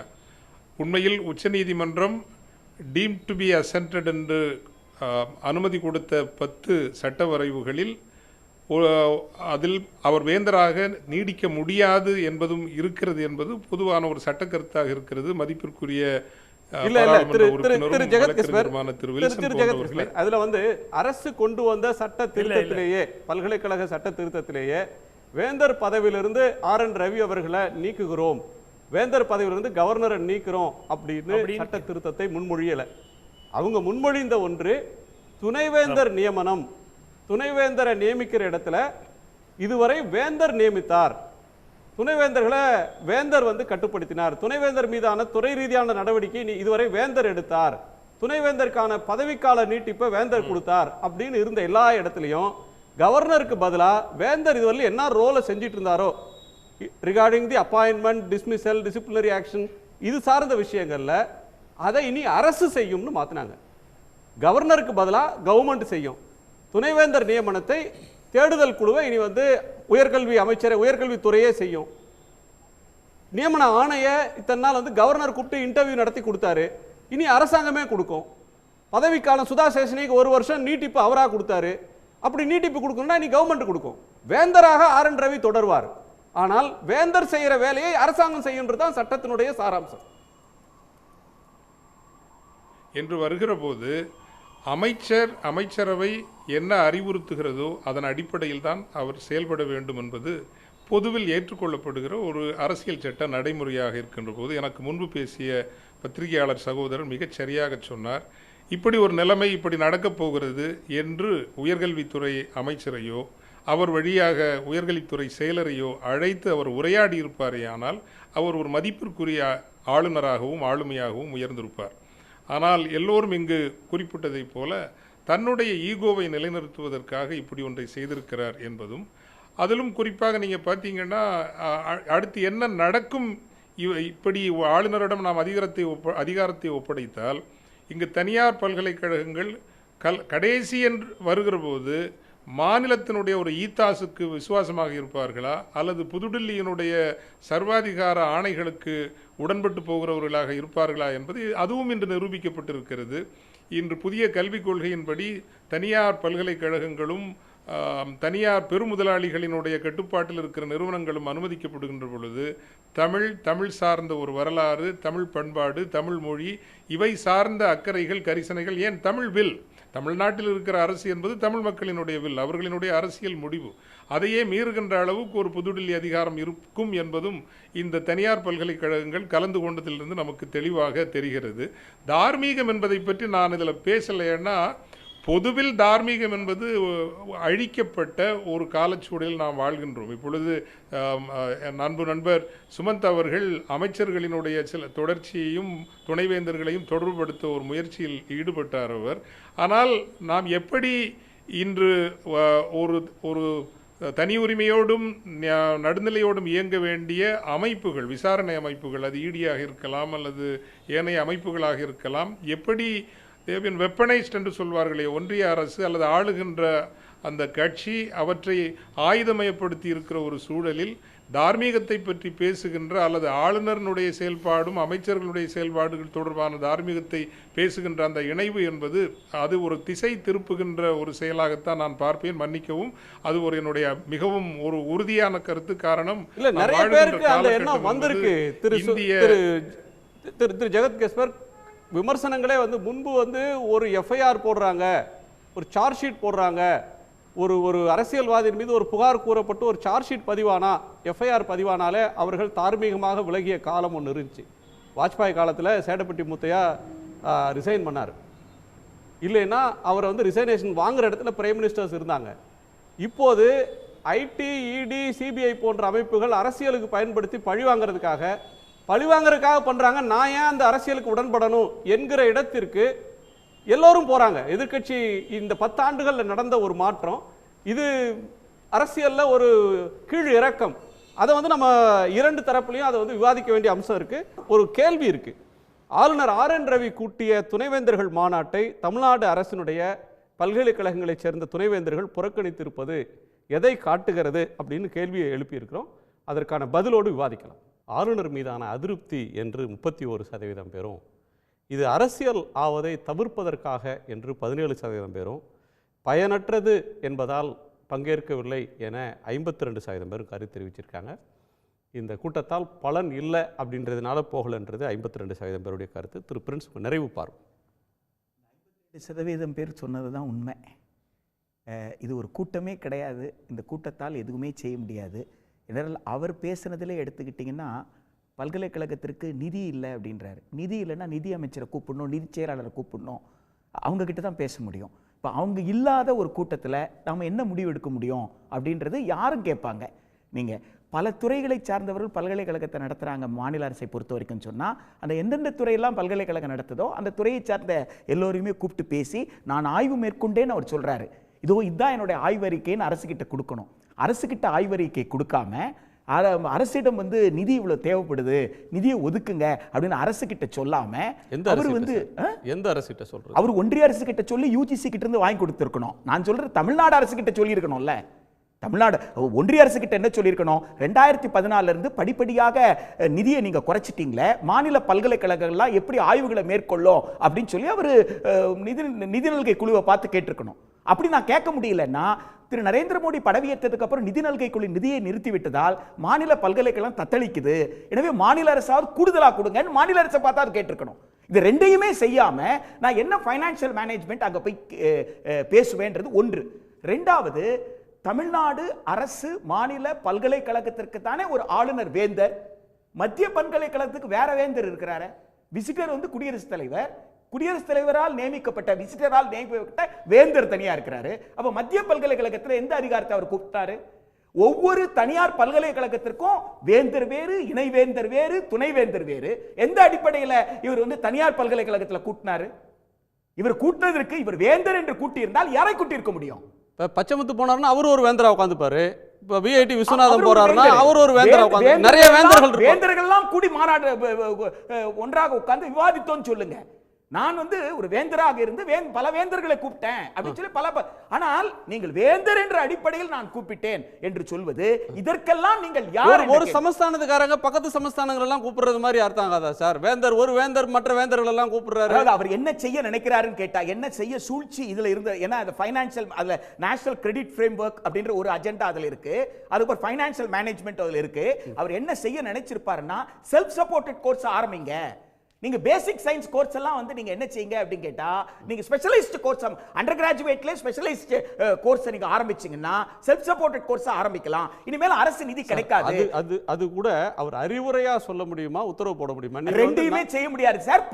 கல்வி சமூக நீதியின் அடிப்படையில் உருவாக்கப்பட்ட கல்வி கட்டமைப்பை சிதைக்கின்ற வேலையை தேசிய கல்விக் கொள்கை செய்கிறது. அந்த தேசிய கல்விக் கொள்கை செய்ய சொன்ன வேலையை ஆளுநர் 3 வருடமாக செய்து கொண்டிருந்தார். 4வது வருடம் அதை இன்னும் கொஞ்சம் அழுத்தமாக செய்ய முயற்சி செய்தார். அதை செய்ய முடியாது என்பதை வேந்தர்கள் கல்வியாளர்களாக நின்று அவர்கள் புறக்கணிக்கவே இல்லை. இது பயனற்றது, தேவையற்றது, போக வேண்டிய அவசியம் இல்ல, போகல, அவ்வளவுதான். அவங்க புறக்கணித்தார்கள் என்ற வார்த்தையே சரியில்லை சார். ஐஐடி டைரக்டர் காமகோடி கூட போல சார், அவர் ஒரு டீன் அகாடமிக்ஸ் யாரையும் அனுப்பிச்சு விட்டாரு. போக வேண்டிய அவசியம் இல்ல, போகல. ஏன்னா ஆளுநருக்கு அதிகாரம் இல்ல, ஐஐடி தீனை கூப்பிடுறதுக்கு அதிகாரம் ஆளுநருக்கு இல்ல, அவருக்கு தெரிஞ்சிருக்கு, போகல. யாருக்கு? அதான் சொல்றேனே, ஒரு கல்வியாளரை முதலமைச்சர் சொல்லி, ஒரு வைஸ் சான்சலருக்கு முதலமைச்சர் சொல்லி இருந்தாரு வச்சுக்கோங்களேன், என்ன பொறுத்த வரைக்கும் அந்த வைஸ் சான்சலர் நான் போகமா முதலமைச்சர் சொன்னதால நான் போகலன்னு ஒரு வைஸ் சான்சலர் சொன்னார்னா நெக்ஸ்ட் மினிட் அவர் வைஸ் சான்சலர் இருக்க தகுதி கிடையாது. நீங்க வைஸ் சான்சலர், உங்களுக்கு புத்தி இல்லையா? சட்டம் என்ன சொல்லிருக்கு தெரியாதா? அந்த அளவுக்கு சுயமாக முடிவெடுக்க முடியாத நீங்க எப்படி தீசிஸ்க்கு வந்து நீங்க கைடா இருப்பீங்க? எப்படி நீங்க வந்து வைஸ் சான்சலர் போஸ்ட்ல நீங்க இருக்க முடியும்? அப்ப சுய சிந்தனை இல்லாதவர்கள் தானா இன்றைக்கு துணைவேந்தர்கள்? தாங்கள் சுய சிந்தனை மிக்கவர்கள் நிரூபிச்சிருக்காங்க. அந்த அளவு நம்ம பாராட்டணும். ராம்கி சுருக்கமா, துணைவேந்தர்கள் ஒரு அதிகாரிகள் போல தான், ஒரு டிப்ளமாட்டிக் அப்ரோச் தான் இருப்பாங்க. அதனால வந்து நாம ஏன் கலந்துக்கணும், ஒரு அரசியல் சாதி தவிர்ப்பதற்காக செய்திருக்கலாம். நான் வந்து ஆனா பயனற்றது அப்படின்னா, பயனற்றது வந்து அந்த இடத்துல நான் மாறுபடுறேங்க. அவங்க கல்வியாளருங்க, அவங்க வந்து ஒரு டெலேனாமா இருக்கிறாங்க அப்படின்னு பத்திரிகை எல்லாம் எழுதுறாங்களே, அப்படி டெலேனாமா இருக்கிறவங்க they cannot be வைஸ் சான்சலரா இருக்க முடியாது. ஒரு மெக்கார்த்திசம் வருதுன்னு சொன்னா அரசு நான் சொல்வதை போல் நடன்னு சொன்னா அந்த மெக்கார்த்திசத்தை எதிர்த்து சண்டை போடு அப்படின்னு சொல்லி ஆல்பர்ட் ஐன்ஸ்டைன் குரல் கொடுக்கிறார். கிட்டத்தட்ட மெக்கார்த்திசத்துக்கு உண்டான அத்துணை சூழலுமே இந்தியாவில் இருக்கு. ட்ரம்பை எதிர்த்து ஹார்வர்டு போராடுது, அப்படியான போராட்டம் இங்க இல்லையே திரு ராம்கி. அது நம்மளுடைய எதிர்பார்ப்பு. ஆனால் நடைமுறையில் அது இல்லைங்கிறத நம்ம ஒட்டுக்கொள்ள தான் வேணும். ரெண்டாவது ஊட்டி மாநாடு வந்து பயனற்றதாக தான் முடிந்திருக்கிறது. ஆனால் இப்படி ஒரு மாநாடு நடக்க போகிறது அது பயனற்றதாக ஆகும் அப்படிங்கிறத அதை அப்படி நினைக்காம, பயனற்ற இந்த மாதிரி மாநாடுகள் பயனற்றதாக வேணும், இது மாதிரி மாநாடுகள் வேணும், இப்படி ஒரு ஃபாரம் வேணும். தமிழ்நாட்டில் ஒரு ஃபாரம் இருக்கு சார், கவர்னர் ஏற்படுத்தியது ஃபாரம் கிடையாது சார். அது பிரச்சாரத்துக்கு campaign sir. It is a campaign strategy for implementation and it is not a forum. பிரசங்கம் பண்றதுக்கான இடம் இல்ல. பிரசங்கம் பண்ண அவர் தன் சிந்தனையை சொல்லிட்டு செய்றார். நான் சட்டத்தை மதிக்க மாட்டேன்னு சொன்ன ஒரே கவர்னர் இவர்தான் சார். நான் கையெழுத்து போட வேண்டும் என்றால் போட மாட்டேன்னு சொல்றதுக்கு யார் உனக்கு அதிகாரம் கொடுத்தது? அதுதானே கேள்வி. அரசமைப்பு சட்டத்தின்படி நான் கையெழுத்து போட முடியாதுன்னு சொல்லலாம், அரசமைப்பு சட்டத்தின்படி நான் அதை செய்ய முடியாதுன்னு சொல்லலாம். நான் போடும் இடத்தில் இருந்தால் போட மாட்டேன்னு சொல்ற துணிச்சல் எங்க இருந்து வந்தது? யார் கொடுத்தாங்க அந்த அதிகாரம்? அப்படி என்ன அர்த்தம்? என் வின்சென்ட் பிரான்சிஸ் படி நான் நினைப்பதை போல் செயல்படுவேன் என்பதுதான் மக்களாட்சியை பலவீனப்படுத்துவது. இல்லை, இதில் மாற்று கருத்து இல்லை. அந்த ஃபாரம் இருக்கு, அந்த ஃபாரம் ஹைஜாக் பை கவர்னர், அதில் எந்த மாற்று கருத்து இல்லை. ஆனால் இப்படி ஒரு ஃபாரம் தேவை. இப்படி ஒரு ஃபாரமை யார் கூட்டினாலும், அது அதிகாரத்தில் உள்ள யார் கூட்டினாலும் வர வேணும், முன்வர வேண்டும்ங்கிறது தான் என்னுடைய போறோம் இருக்கு. கலந்துருக்கணும், எல்லோரும் கலந்துக்கிறது நல்ல விஷயம் தான். அன்பார்ச்சுனேட்லி அது ஹைஜாக் ஆயிடுச்சு, அது தோல்வியில தான் முடிந்திருக்கு. ஆனா இப்படி ஒரு ஃபாரம் வேணுங்கிறத மட்டும் நான் சொல்றேன். ரைட். திரு சுமந்த். இல்லை, இந்த நிகழ்ச்சியில் ஒரு நல்ல முன்னுதாரணம் நம்ம அரசு ஊழியர்களுக்கும் அதிகாரிகளுக்கும் கொடுக்குறோம். அதாவது ஏதேனும் ஒரு மீட்டிங் கால் பண்ணுறதுல பயனற்ற இருக்கும் என்று நீங்கள் நினைத்தீர்கள் என்றால் நீங்கள் செல்ல வேண்டாம், அந்த மீட்டிங்கில் கலந்து கொள்ள வேண்டாம் அப்படின்னு ஒரு முக்கியமான ஒரு அறிவுரையை இந்த நிகழ்ச்சி மூலமாக சொல்கிறது தவறு அப்படிங்கிறது என்னுடைய கருத்து. ரெண்டாவது, ஒரு துணைவேந்தர் ஊட்டிக்கே போயிடுறாரு, போயிட்டு அவர் திருப்பி திருநெல்வேலிக்கு போகிறார். எதனால போனார்? ஊட்டிக்கு ஊர் சுற்றி பார்க்க போனாரா? இப்போ ஆளுநர் வந்து குற்றச்சாட்டு வைக்கிறாருன்னா, யாரோ ஒரு துணைவேந்தர் இங்கே ஊட்டிக்கு வந்த பிறகு அவருக்கு காவல்துறை இந்த மாதிரி சொல்லியிருக்குன்னு நாங்கள், அப்போ அது விசாரிக்க வேண்டியது அவசியம் தானே. இப்போ இவர் போனாரா? இந்த துணைவேந்தர் மனோன்மணியம் சுந்தரனார் பல்கலைக்கழக துணைவேந்தர் போனாரா இல்லையா ஊட்டிக்கு? எதுக்காக போனார்? எதுக்காக இந்த மீட்டிங் அட்டென்ட் பண்ணாமல் திருப்பி வந்தார்? நீங்கள் வந்து ஒருத்தரை வேந்தரை நமக்கு பிடிக்கல, அவர் நல்லவர் இல்லை.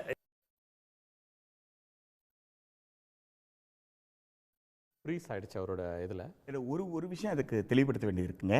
பப்ளிக் இன்ட்ரெஸ்ட் லிட்டிகேஷன் பெட்டிஷனை பொதுநல வழக்கை எப்போ அனுமதிப்பாங்கன்னு கேட்டால், பொதுமக்கள் எல்லோரும் பாதிக்கப்படுறாங்க, அவர்களுக்கு விவரம் தெரியல, எனக்கு விவரம் தெரியுது அப்படின்னு சொல்லும்போது தான் பொதுநல வழக்கை அனுபவிப்பாங்க. இப்போ விவரம் தெரிந்த ஒருவரால் ஒரு கம்ப்ளைண்ட் கொடுக்க முடியாதா? ஒரு விசி மிரட்டப்பட்டிருந்தா விசி தான் கம்ப்ளைண்ட் கொடுக்கணும். அவர் எங்க வந்தார் எங்க போனார் பத்தி எனக்கு கவலை இல்லை. அவர் மிரட்டப்பட்டார் என்பது உண்மை என்றால் அவர் கம்ப்ளைண்ட் கொடுக்கணும். அப்படி கம்ப்ளைண்ட் கொடுக்கிற அளவுக்கு ஒரு பயமா இருக்குன்னா ஒரு விசியா இருக்கிறதுக்கு ஒரு தகுதியே இல்லாதவர் தான். ஒரு வெல் இன்ஃபார்ம்டு சிட்டிசன், எல்லா அறிவையும் பெற்ற, சட்டம் தெரிந்த, சட்டத்தை பற்றி பேசக்கூடிய, அரசமைப்பு சட்டத்தை விவாதிக்கக்கூடிய பல்கலைக்கழக துணைவேந்தர் யாரோ ஒருத்தர் போன்ல மிரட்டார், நேரில் வந்து மிரட்டார்ன்றதுக்காக பயந்து போய் காரை திருப்பிக்கிட்டு வந்தேன்னு சொன்னா நிச்சயமாக அவர் துணைவேந்தராக இருப்பதற்கு தகுதி இல்லாதவர்.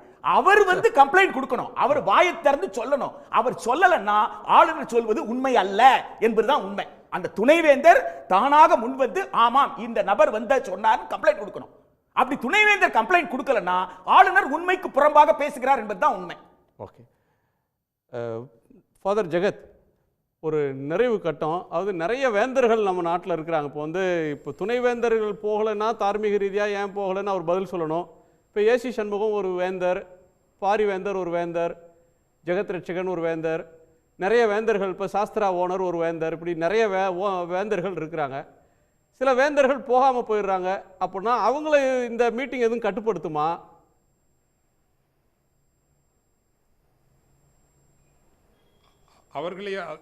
அவர்களை கட்டுப்படுத்துவதல்ல, அதெல்லாம் பிரச்சனையாவது ஆளுநருடைய மனநிலை தான் நமக்கு பிரச்சனையை தவிர, இதில் அடிப்படையில் இது கட்டுப்படுத்துமா கட்டுப்படுத்தாதா என்கின்ற கேள்விக்கு அப்பால் நீங்கள் ஆளுநரை நீங்கள் புரிந்து கொள்ள வேண்டும் என்றால் 2023 சட்டப்பேரவையில் சொன்னார்னு நினைக்கிறேன் இல்லைங்களா?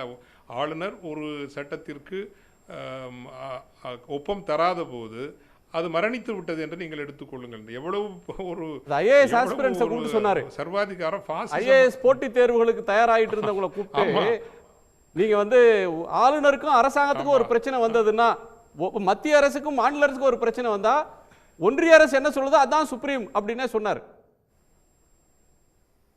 இதையும் சொன்னார், நீங்க சொல்றதையும் சொன்னார். பாசிச மனநிலையினுடைய உச்சம் இல்லையா?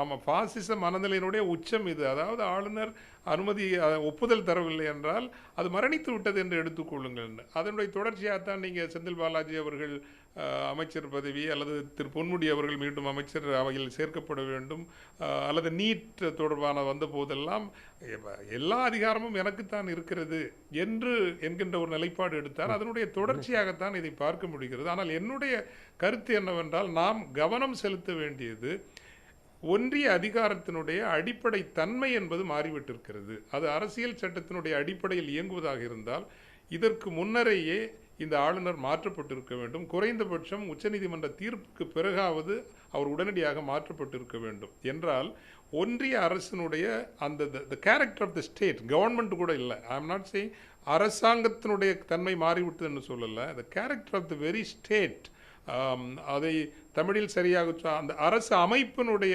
பண்பே மாற்றப்பட்டிருக்கிறது.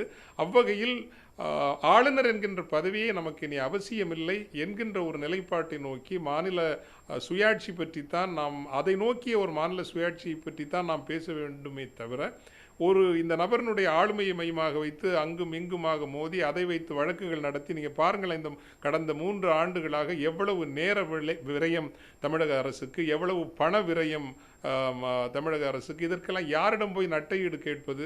அவ்வளவு பெரிய சிக்கல்களை இந்த மாநிலத்திற்கும் மாநில சுயாட்சி அடிப்படைக்கும் அவர் உருவாக்கி இருக்கிறார். ஆக நாம் அடிப்படையில் நிற்க வேண்டியது எப்படி இந்த ஆளுநர் பதவியையும் ஒன்றிய அரசு தலையிடுகின்ற மாநிலங்களினுடைய உரிமைகளையும் மீட்டெடுப்பது என்பதை பற்றித்தான் இருக்க வேண்டும் என்பது என்னுடைய பணிவான கருத்து. ஏற்கனவே இந்த மாதிரியான துணைவேந்தர்கள் மாநாடை ஆளுநர் கூட்டிகிட்டு தான் இருந்திருக்கிறார். அப்போ எல்லா துணைவேந்தர்களும் போயிருக்கிறாங்க. அப்படி எல்லா துணைவேந்தர்களும் போய் சுமூகமாக நடந்தப்ப, இப்போ இந்த ஆளுநர் மாநாட்டை கூட்டுறப்ப துணைவேந்தர்கள் போகலாமா போக வேண்டாமான்னு ஒரு டைலமா, போலீஸாரால் மிரட்டப்படுகிறார்கள் அப்படி ஒரு குற்றச்சாட்டு, இவங்க போவது சரியா தப்பா அப்படிங்கிற ஒரு பிரச்சனை. இப்போ இதெல்லாம் எதனால் வருது அப்படின்னு சொன்னீங்கன்னா, இந்த ஆளுநர் மிரட்டப்பட்டார்கள்னு அவர் சொல்லலை. இவர் எதுக்காக கூட்டினார்னா, மாநில அரசாங்கத்தை மிரட்டுறதுக்கு தான் இவர் இந்த கூட்டத்தை கூட்டினார். இவர் மிரட்டுற கூட்டத்துக்கு நம்ம இப்போ ஒரு கருவியாக இருக்கணுமா? அதுக்கு துணை ஜனாதிபதி எங்களுக்கு ஆதரவாக இருக்கிறாரு. துணை ஜனாதிபதியாக இந்திய அரசாங்கம் ஒன்றிய அரசாங்கம் எங்களுக்கு பின்னாடி பக்கப்படுத்த இருக்குது. இதனால் இந்த தீர்ப்பெல்லாம் எங்களை எதையும் செஞ்சிட முடியாது, எங்களை அழைச்சிட முடியாது, நாங்கள் இங்கே தான் இருக்க போகிறோம். துணைவேந்தர்களை நீங்கள் என்ன செய்ய போகிறீங்க? இந்த கோர்ட்டு தீர்ப்பு வச்சுக்கிட்டு நீங்கள் வந்து மாநில அரசு பக்கம் போயிட போகிறீங்களா? இல்லை நான் எங்கள் பக்கம் எனக்கு உண்மையான அதிகாரத்தை நாங்கள் என்ன வச்சுக்கிட்டு இருக்கிறோம், நாங்கள் தான் ஜெயிக்க போகிறோம், நீங்கள் எங்கள் பக்கம் இருக்க போகிறீங்களா என்ற ஒரு மிரட்டலுக்காக நடத்தப்பட்ட ஒரு மாநாடு தவிர கல்விக்காகவோ தாழ்த்தப்பட்ட மக்களுடைய உரிமைகளுக்காக நடத்தப்பட்ட மாநாடு அல்ல. அப்போ இவ்வளோ ஒரு பிரச்சனைகளை வந்து துணைவேந்தர்களுக்கே உருவாக்குறோன்னு தெரிஞ்சே நீங்கள் ஒரு மாநாட்டை கூட்டுறீங்கன்னா திரும்ப ஒரு பிரச்சனையை வந்து அரசாங்கத்துக்கு கொடுக்கணும். நான் பழைய ஆளுநர் ரவியாக அப்போ தான் இருந்துகிட்டு இருக்கேன், நீ என்ன செய்ய போகிறேன்னு ஒரு சேலஞ்ச் விட்டுருக்கிறாரு. இது வந்து அடுத்த கட்டம் என்ன நகரப்போகுதுங்கிறத பொறுத்து இருந்து பார்ப்போம். பழைய ஆளுநருக்கு அதிகாரம் இருந்திருந்தா துணைவேந்தர்கள் போயிருப்பாங்கல்ல, இப்போ போகல. அப்போ ஒரு நெருக்கடி தானே உண்டாக்குறீங்க நீங்கள். எதனால அந்த டைலமா வருது? இப்போ அந்த டைலமா உருவாக்கி என் பக்கம் நான் வச்சு நான் காட்டுறேன் அதிகாரத்தை. காலையில் 10 மணி வரையிலும் தான் சார் டைலமா. 10 மணிக்கு ஆள் போகலன்னா டைலமால இல்லை, கிளாரிட்டி வந்துருச்சு. கோட்டைக்கு தான் போகணும், அங்கே ஊட்டிக்கு போக தேவையில்லைன்ற கிளாரிட்டி வந்துருது. அவ்வளோதான். தேங்க்யூ. எல்லோருக்கும் நன்றி. மீண்டும் சந்திப்போம். இது கேள்விக்களம், மக்களின் மேடை.